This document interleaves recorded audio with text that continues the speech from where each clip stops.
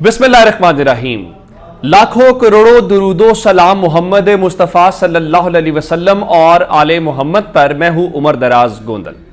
میرے خیال سے یہ بہترین موقع ہے کہ عمران خان کو خوش بھی ہونا چاہیے, عمران خان کو پورے نظام کا شکریہ بھی ادا کرنا چاہیے. آپ کہیں گے کیسے؟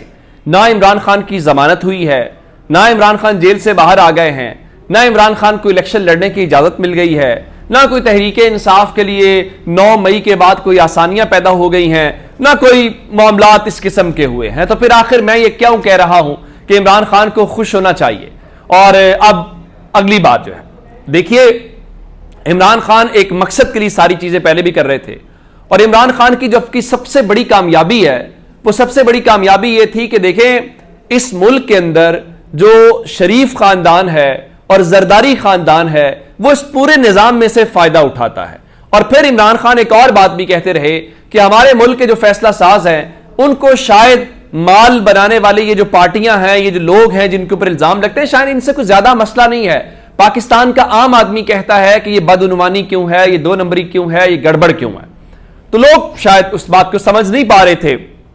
پھر نواز شریف کو ایک پورا میڈیا کے ذریعے, جس سے آپ کو اندازہ ہونا چاہیے کہ میڈیا کتنا سچ بولتا ہے اور میڈیا کتنی حقائق کے مبنی چیزیں آپ تک پہنچاتا ہے, اس میڈیا نے اس وقت کے فیصلہ سازوں کے ساتھ مل کے یہ تاثر قائم کیا کہ نواز شریف بہت زیادہ بیمار ہیں, اور ہمیں صبح دوپہر شام نواز شریف کے جو وائٹ بلڈ سیلز ہیں ان کا کاؤنٹ بتایا جاتا تھا, ان کے پلیٹلیٹس بتائے جاتے تھے, اور اس طرح سے پورا کا پورا ماحول بنایا گیا کہ نواز شریف کو جیل سے نکال کے باہر بھجوایا جانا کتنا زیادہ ضروری ہے.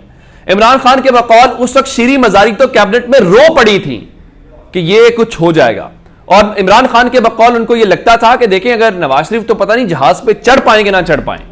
اور اس کے بعد جب وہ جہاز پہ روانہ ہوئے تو ستہ خیرہ, پھر 4 سال لگ گئے نواز شریف کے علاج کو. پھر نواز شریف جب تک ڈیل نہیں ہوئی, معاملات طے نہیں ہوئے, نواز شریف پاکستان نہیں آئے, اور پاکستان کے اندر کسی ادارے نے ان کا کچھ بگاڑ نہیں سکے. پھر نواز شریف کے معاملات طے ہوئے.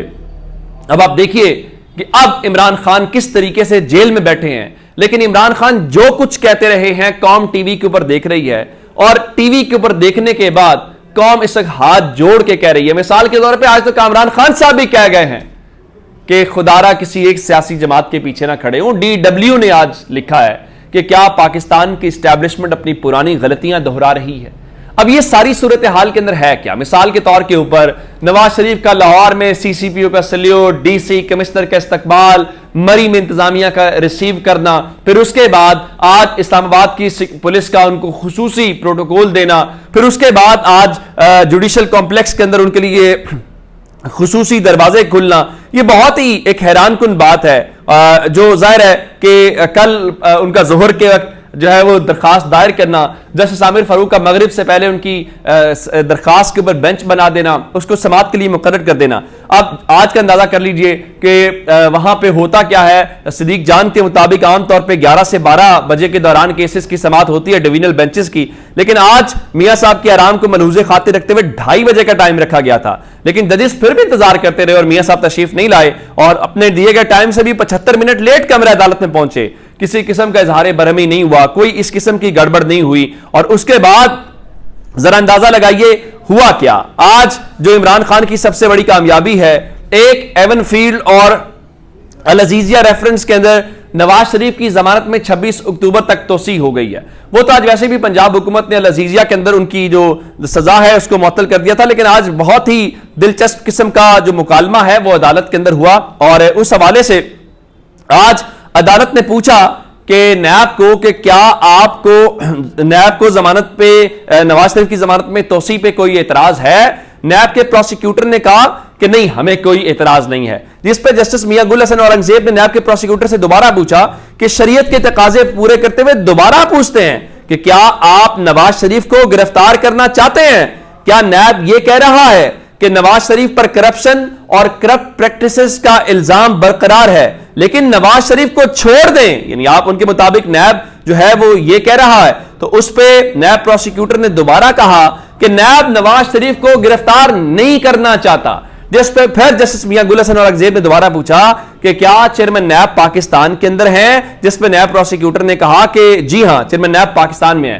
اب اس وقت آپ کو پتا ہے کہ چیئرمین نیب کون ہے؟ وہ lieutenant general retired Nazir but صاحب ہیں۔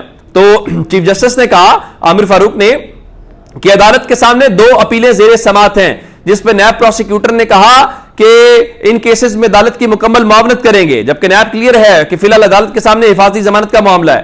اب یہ سارا کچھ ہوتا رہا اور آج کی یہ ساری جو سماعت ہے اس دوران ایک اور بھی بات ہوئی، تو عدالت نے یہ پوچھا کہ اپیل کی بحالی روٹین کا معاملہ نہیں ہے، عدالت کو مطمئن کرنا ہوگا کہ نواز شریف اتنے زیادہ عرصہ عدالت سے کیسے غیر حاضر رہے اور وہ اشتہاری کیسے ہوئے، اشتہاری ہونے کا انہیں جو جسٹیفیکیشن ہے وہ دینی پڑے گی۔ تو جسٹس میاں گل حسن اورنگزیب نے کہا کہ چیئرمین نیب سے پھر پروسیکیوٹر ہدایات لے لینا، عدالت کا وقت کیوں ضائع کر رہے ہیں؟ نیب اگر سمجھتا ہے کہ ریفرنسز غلط دائر ہوئے تو واپس لے لیں، تو اگر ریفرنسز واپس لینے ہوں تو کیسے لیے جا سکتے ہیں؟ اس سے آپ کو اندازہ ہونا چاہیے کہ پاکستان کے اندر چیزیں کیسے چل رہی ہیں، اور وہ بار بار پوچھ رہے ہیں آپ نے گرفتار کرنا ہے، وہ کہتے ہیں نہیں گرفتار کرنا، وہ کہتے ہیں ان کے اوپر یہی الزامات اس کے، ان کا ہم نے پھر بھی گرفتار نہیں کرنا۔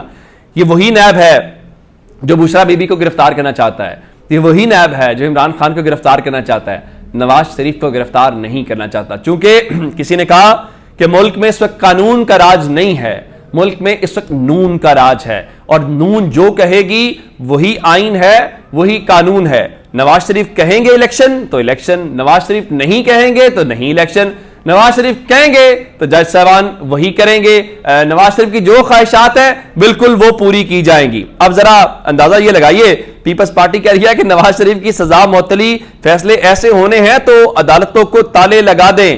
جناب اور تالے کیسے لگانے ہیں؟ تالے تو لگ چکے ہیں۔ میں آپ کو ایک اور خبر دوں، خبر ہے بہاولپور لودرا سے، بتایا گیا ہے کہ لودرا کے اندر نواز شریف کا پوسٹر پھاڑنے کے اوپر کچھ افراد کے خلاف مقدمہ درج کر لیا گیا ہے۔ چلیے، توہین نواز شریف بھی اب اس ملک کے اندر قبول نہیں ہے۔ اسامہ غازی صاحب کا یہ ٹویٹ تھا پوسٹر والا، تو ہم نے پہلے توہین عدالت سنی، توہین الیکشن کمیشن سنی، پھر ہمارے اداروں کی بھی توہین ہوتی ہے، ان کو بھی غصہ آتا ہے، اب نواز شریف بھی اس کیٹیگری کے اندر چلے گئے ہیں۔ چلیے یہ بھی اچھی بات ہے، لیکن نواز شریف کے چکر میں کچھ ایسے بلنڈرز کیے جا رہے ہیں، سمجھ نہیں آتی کہ کیسے حل ہوں گے۔ آج لاہور کے اندر ایک پریس کانفرنس ہوتی ہے، اس پریس کانفرنس کے اندر تحریک انصاف کی سابق رکن قومی اسمبلی اندلیب عباس ہوتی ہیں، 2 سابق MPs Sadia Sohail اور سمیرہ احمد ہوتی ہیں، اور وہ تحریک انصاف سے الگ ہوتی ہیں اور استحکام پاکستان پارٹی میں شامل ہو جاتی ہیں۔